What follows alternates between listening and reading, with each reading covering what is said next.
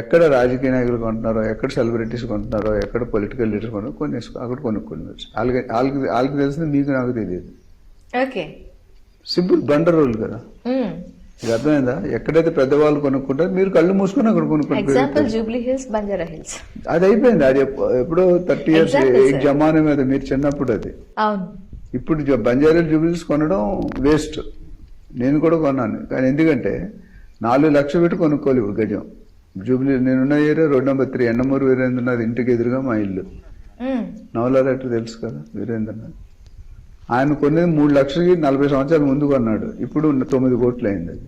ఇప్పుడు 9 కోట్లు పెట్టుకుంటే ఆఫ్టర్ 10 years ఎంత అవుతుందో చెప్పండి? 100 కోట్లు అవుతుందా? అవ్వదు, అంతే ఉంటుంది. మాక్సిమం ఒక 1 crore ఏమైనా పెరుగుతుందేమో. 9 కోట్లలో 5% పెరుగుతుంది. ఓకే. ఎందుకు? It's already saturated. ఇంకా పెరిగే అవకాశం లేదు. అదే మీరు షాద్ నగర్లో 20,000 కొనుక్కుంటే 10 years లో 1,00,000 రూపాయలు అవుతుంది.